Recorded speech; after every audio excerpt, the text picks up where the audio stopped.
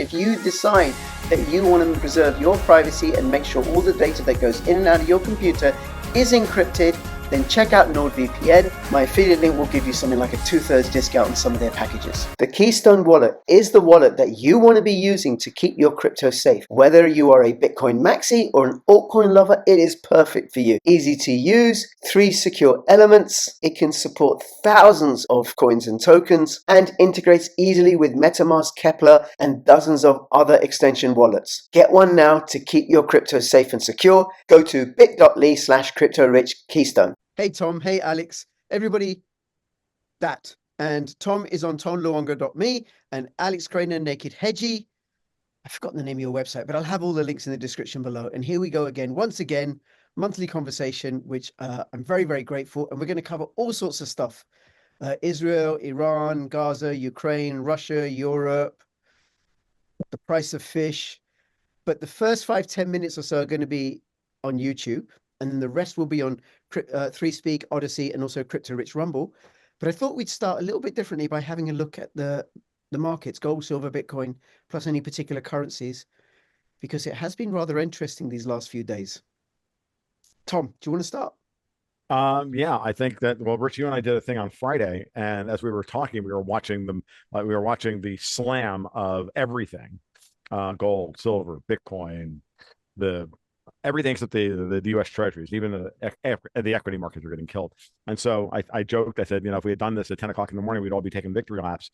Gold's 2,400, what? And then, we're in this afternoon and silver's like, trying to break below 28 after reaching a high of 30.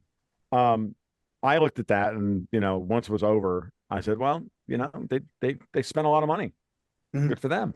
I think somebody knew something about what was going to happen over the weekend between Iran and Israel. As of 10 o'clock in the morning, no one wanted to be short any of these assets. Oil was at $92, blah, blah, blah, blah. Brent crude, that is.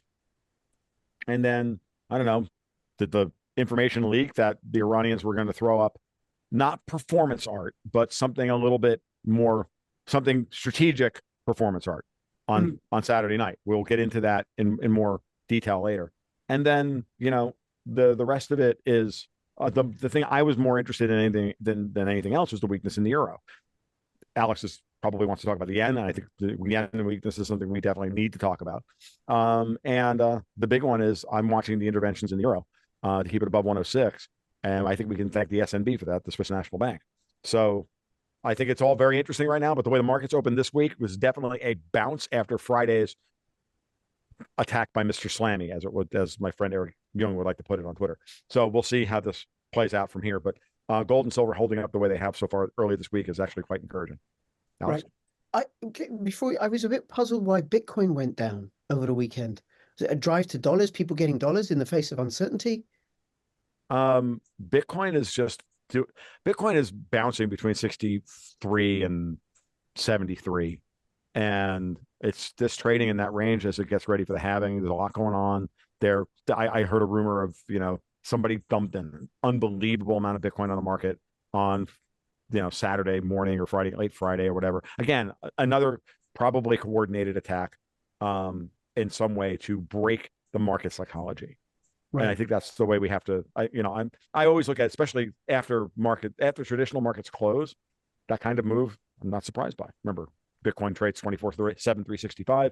The other ones trade 23/5, or like Dow futures trade 23/5. So does gold.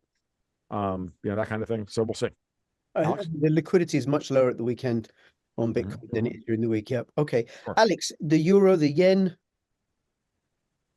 Yeah, so pretty much as predicted. I don't know how many years it's been since I wrote an article titled Japan, the Harbinger of Bad Things to Come. I think it must be at least 8 years or so. And, part of the prediction was that yen was going to go burn to a crisp. And yen is losing ground as we're speaking. I think about a year ago, it was trading at 120 yen to the dollar. Now it's 154. Wow. That's a big move. And that 150 level was very important psychologically.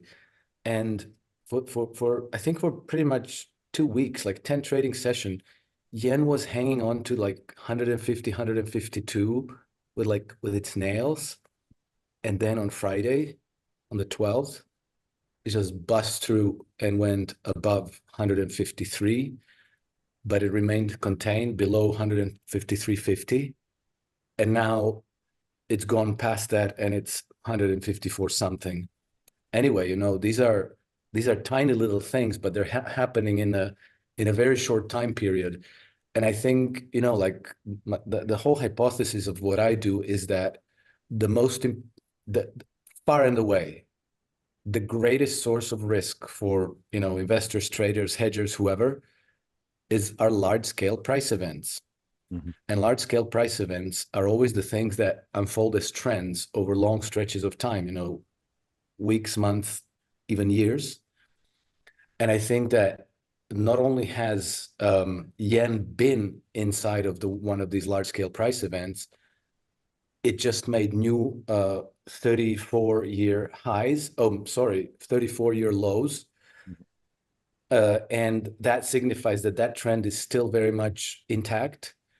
And I think that probably within a year, we're going to see the dollar versus yen at 200. So 200 yen to the dollar. And okay, so that's a problem for Japan. It wouldn't be the first country. It won't be the last one.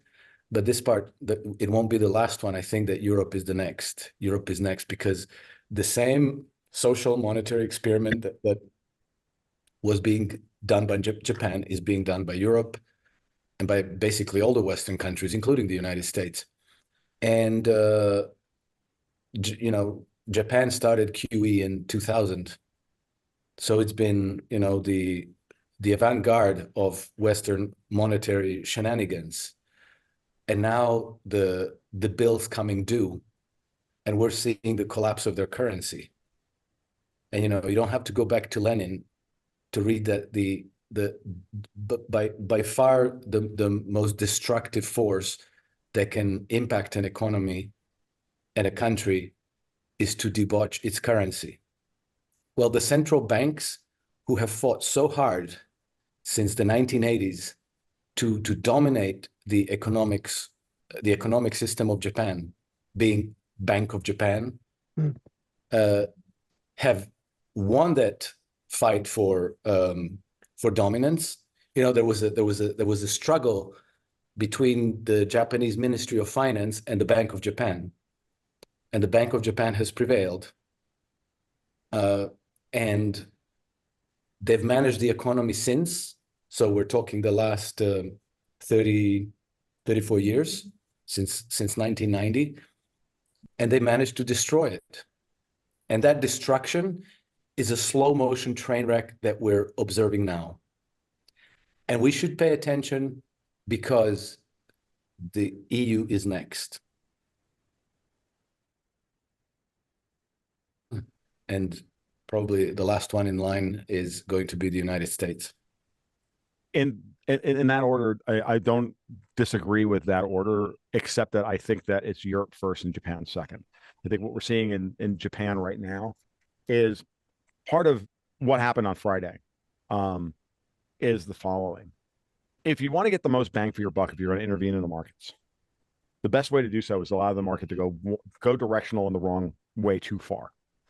And then, because the farther you go away from equilibrium for whatever the term that is, the more you get an unbalanced market. You get too many longs or you get too many shorts, and then you got to snap back in the other direction. Well, it's what kind of happened what was happening on Friday. It was a massive intervention in the gold and silver markets, but the best way to get the desired effect, in this case, in silver, because silver has not bought back its gains, but gold has. Okay. And that's a very important point, is to allow it to run way too far, too fast.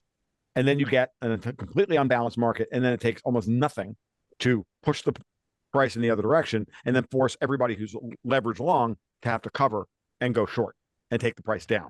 And then it becomes a cascading, self-fulfilling prophecy as everybody is now trying to get out. It's Friday afternoon, margin calls begin to happen, blah, blah, blah, blah. So things like this, like seeing a blow-off top rally on a Friday morning and turn it into a cascading waterfall event on Friday afternoon, it screams leverage, right?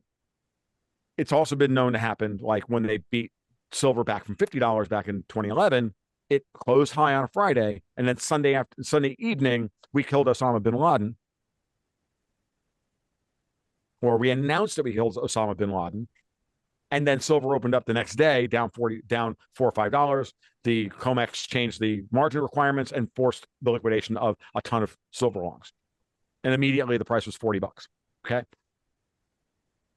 I'm not disagreeing with you, Alex, but the BOJ, unlike the ECB, has an entire balance sheet full of things that they can throw, including foreign exchange reserves and including their equity portfolio, the BOJ's equity portfolio. They have an unbelievable amount of money that they can throw at the end if they want to defend it.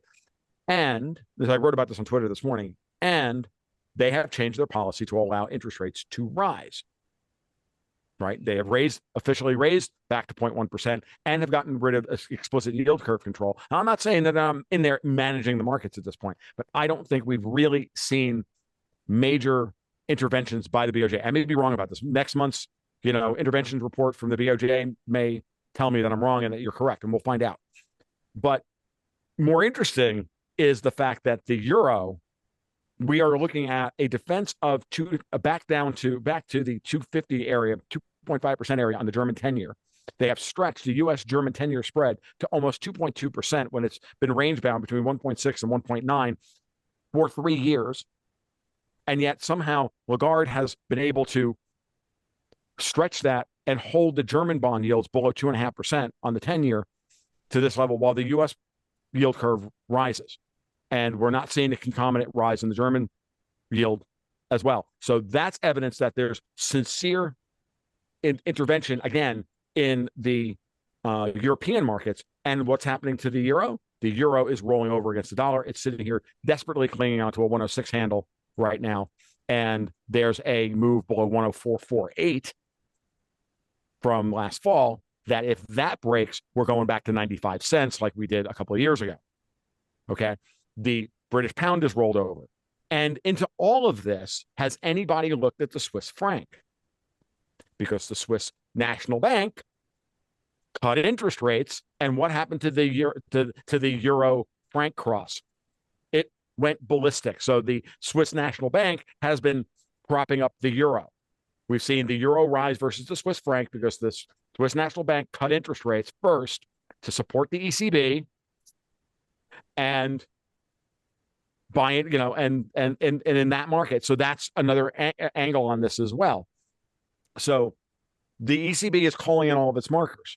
It's gotten, now it's also forcing the British pound was too high. Now it's 124 and falling, right? But once the euro Swiss franc cross rolls over, they won't have any. They have nothing left because the Europeans don't have anything.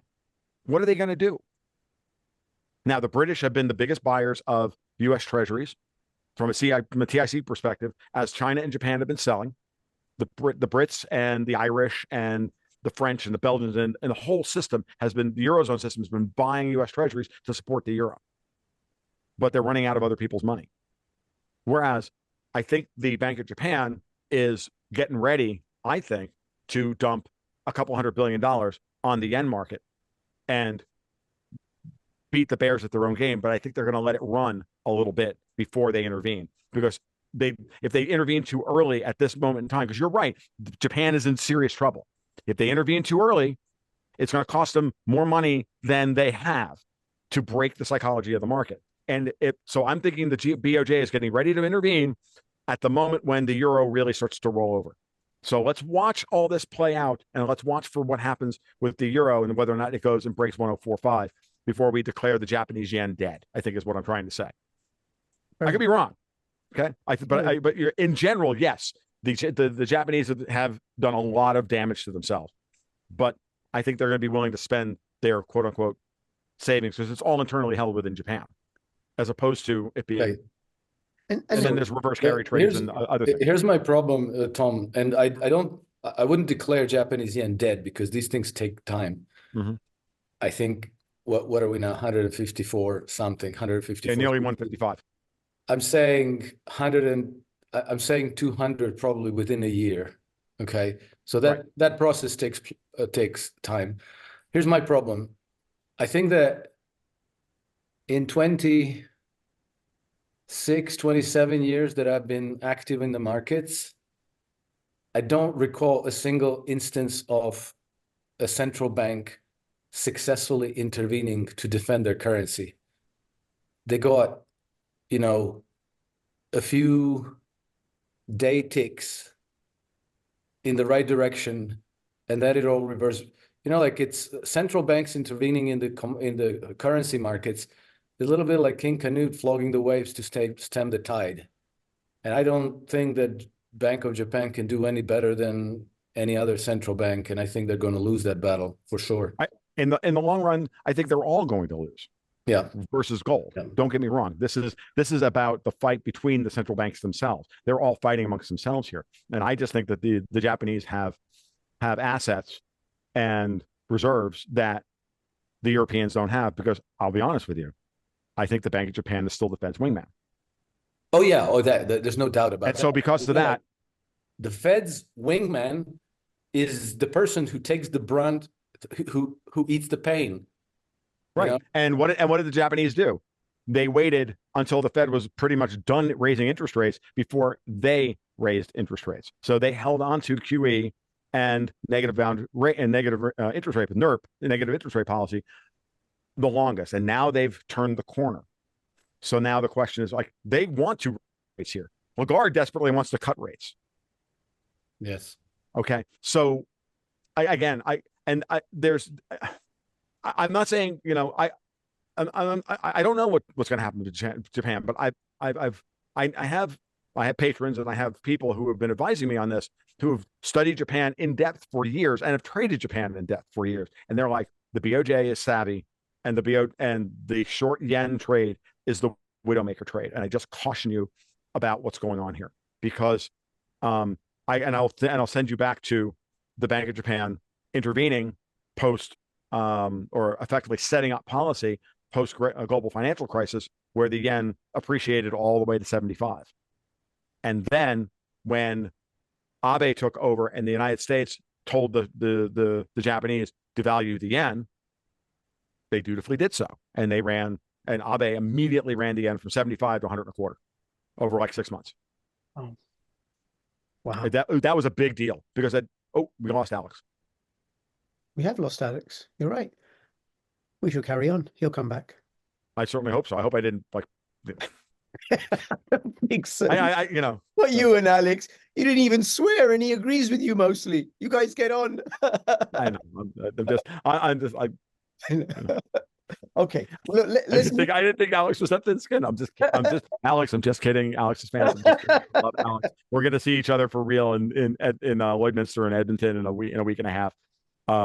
You know, no, he's aces, man. He really is. Let me just check if he's messaged me on WhatsApp. What about oil? What about oil? Oil playing into all of this. Oil ran right into resistance at $92.50 a barrel on Brent crude on Friday, and has since corrected back into the high 80s, 89.50. Where is it right now? 89 and change, nearly $90. There's clearly a defense of the $90 area. They're trying to hold and that's politically, and it makes perfect sense that the Biden administration would continue to do that. I'm telling you, that's a fight they're going to lose. I think that's actually Alex is correct that, you know, again, I agree with him completely on this, in that you can manipulate markets in the short term, but you cannot manipulate them against their primary trend. That I'm not arguing. But the yen has been in a bear market now for a long time. At some point, it's going to end. Maybe it'll end at 155 or 160. Maybe it'll end at Alex's target at 200. I don't know. So we'll find out. Okay. Very good. Well, Tom, I said all sorts of terrible things about you, Alex, while you were gone. Yeah, and I agreed with him. I agreed with him, by the way. And all the viewers will know, and they'll find out, and then you can find out what was said about you. And you can punch me out when we're in Edmonton together, and it's all good. We're now going to move over to ODYSEE and 3Speak and Rumble. I hope you guys didn't have any fun without me. My computer blew up. Oh. Not only we didn't. No, we had zero fun, Alex. It's absolute no fun zone over here. We just sat here not saying anything. Yeah, no, we just, I asked Rich about the weather. What, are you kidding me? That's right. The geoengineering that's going on. I'm not Oh, kidding. you're going to go there. Okay. Oh my God, it's the most miserable spring I can ever recall. But here's one of the things that's happening. I read somewhere